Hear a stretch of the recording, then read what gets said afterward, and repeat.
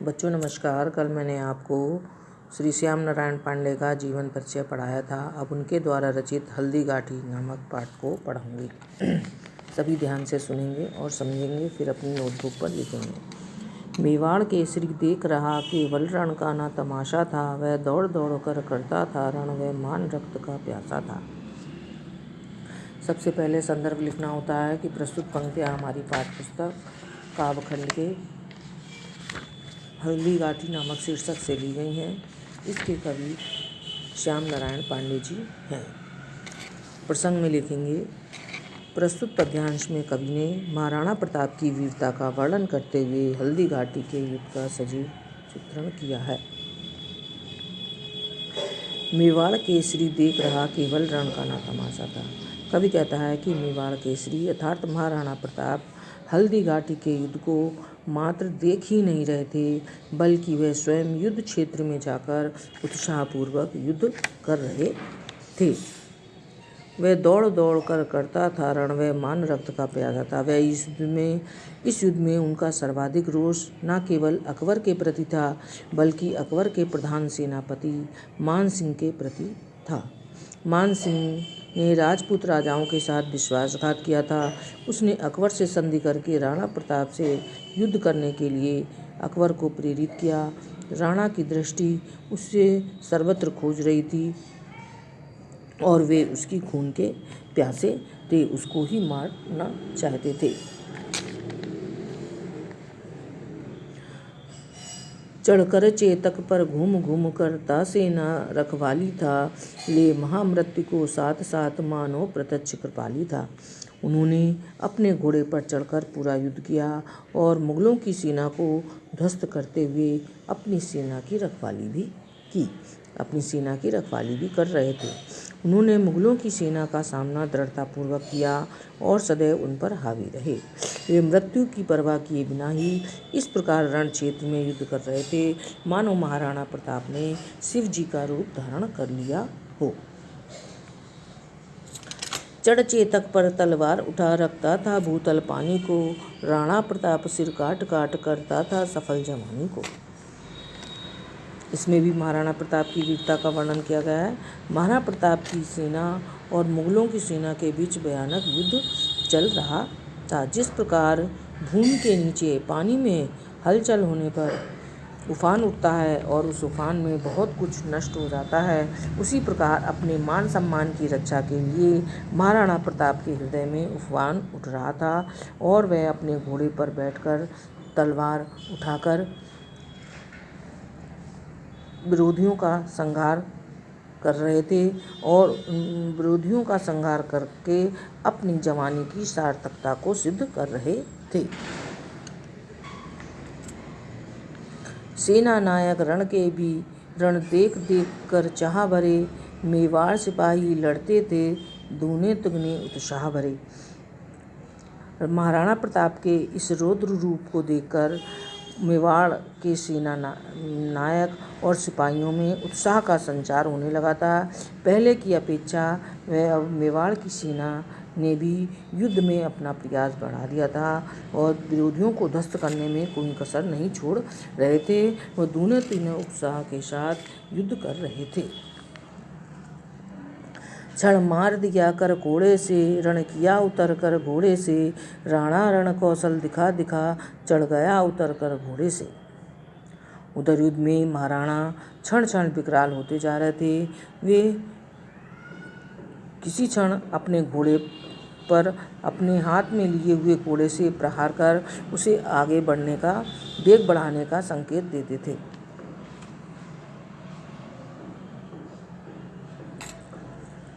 और कभी आवश्यक समझते तो तीव्र गति के साथ अपने घोड़े से उतरकर ही युद्ध भूमि में शत्रुओं को धराशायी करने लगते थे।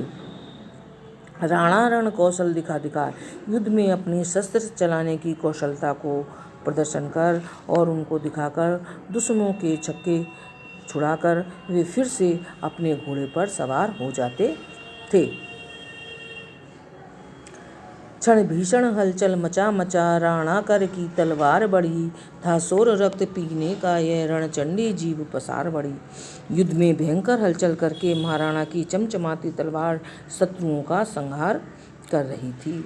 तलवार के इस भयावह रूप को देखकर सब तरफ इसी बात का शोर हो रहा था कि ये तलवार नहीं अपितु साक्षात रणचंडी ही अपनी जीभ को बाहर निकाले दुश्मन का रक्तपान करने के लिए आई है।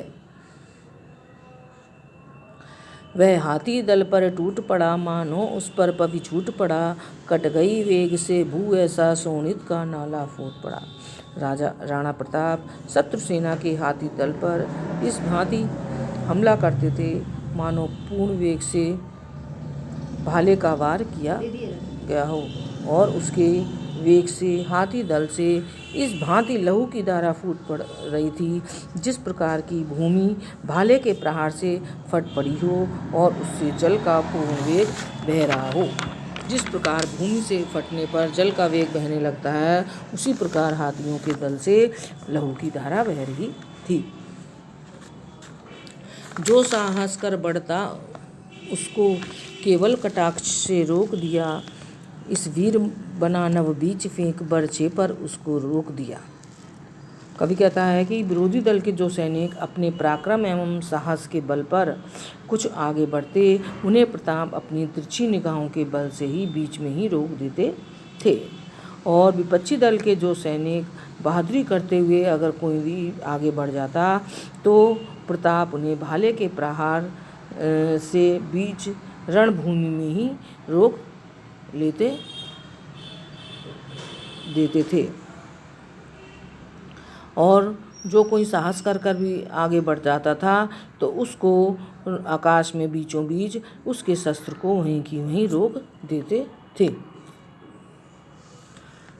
क्षण उछल गया अरि घोड़े पर, क्षण लड़ा सो गया घोड़े पर, बैरी दल से लड़ते लड़ते क्षण खड़ा हो गया घोड़े पर। रण क्षेत्र में युद्ध करते समय महाराणा के घोड़े पर मुगल सैनिक चढ़ गया था। उसने महाराणा से युद्ध करते हुए अपनी जान गंवा दी। महाराणा प्रताप ने अपने युद्ध कौशल का परिचय देते हुए विपक्षी दल से युद्ध किया और दोबारा फिर वो अपने घोड़े पर चढ़ गए। क्षण में गिरते रुंडों से, मदमस्त गजों के सुंडों से, घोड़ों के विकल वितुंडों से, पट गई भूमि नरमुंडों से। क्या कहते हैं कवि कि महाराणा प्रताप अपने सैनिकों और सेनापतियों के साथ मुगल सेना पर आक्रमण कर निरंतर उनको परास्त कर रहे थे, और वे क्षण भर में ही मुगल सैनिकों के शीश काटकर उन्हें यमलोक पहुंचा रहे थे। महाराणा की ओर बढ़ने वाले हाथियों की भी दुर्दांत दशा हो रही थी। गज सेना के वे हाथी जैसे ही राणा की तरफ बढ़ते, अपने चेतक पर सवार महाराणा उन पर आक्रमण कर उनकी सूंडों को अपनी तलवार से एक ही प्रहार में काट डालते। दूसरी ओर मुगल घुड़सवार नेता सेना भी अत्यंत बुरी दशा थी। जो भी घुड़सवार सैनिक अपने घोड़े को दौड़ाता हुआ महाराणा की तरफ आने लगता और उन पर आक्रमण करने का साहस करता, वह सैनिक और उसका घोड़ा भी महाराणा के भाला के प्रहार से मृत्यु को प्राप्त हो जाते। घोड़ों हाथियों के साथ ही ना मालूम कितने सैनिकों के सिर भी युद्ध भूमि में चारों तरफ बिखरे पड़े थे। ऐसा रण राणा करता था पर उसको था संतोष नहीं, क्षण क्षण आगे बढ़ता था वह पर कम होता था रोष नहीं। इतने भयावह युद्ध करने के उपरांत भी महाराणा के मन में संतोष का भाव नहीं था। युद्ध भूमि में तीव्र वेग शत्रु पर प्रहार करते हुए आगे बढ़ते जा रहे थे। शत्रु सेना के सैनिक घायल होकर निरंतर पीछे की ओर हट रहे थे, फिर भी ना तो महाराणा के मन की बेचैनी समाप्त हो रही थी और ना ही उनका क्रोध शांत हो पा रहा था। कहता था लड़ता मान कहाँ, मैं कर लूँ रक्त स्नान कहाँ, जिस पर तय विजय हमारी है वह मुगलों का अभिमान कहाँ। वो कवि कहते हैं कि राणा प्रताप युद्ध करते हुए कहे जा रहे थे कि वह मुगल सेना का सेनापति वह मानसिंह कहाँ है जिसने राजपूतों के साथ विश्वासघात किया है। मुझे शीघ्र से शीघ्र प्रत्येक दशा में उस मानसिंह की तलाश है जिससे मैं उसका संहार करके उसके रक्त में स्नान कर लूँ। मुझे प्रत्येक स्थिति में वह विश्वासघाती मानसिंह चाहिए जिसका अंत करके हमारी जीत सुनिश्चित है। वह मुगलों का जो अभिमान है, मुगलों की जो जीत है वो मानसिंह मुझे शीघ्र यहाँ पर चाहिए जिससे मैं उसको संहार कर उसके रक्त से स्नान कर सकूं। इनका काव्य का सौंदर्य है, भाषा पूरे पाठ में साहित्यिक हिंदी खड़ी बोली है, वीर रस है, गुण ओज है और अलंकार इसमें अनुप्रास, रूपक, उपमा अलंकार हैं। अब आप इसे समझेंगे और अपनी नोटबुक पर पूरे पाठ को लिखेंगे। धन्यवाद।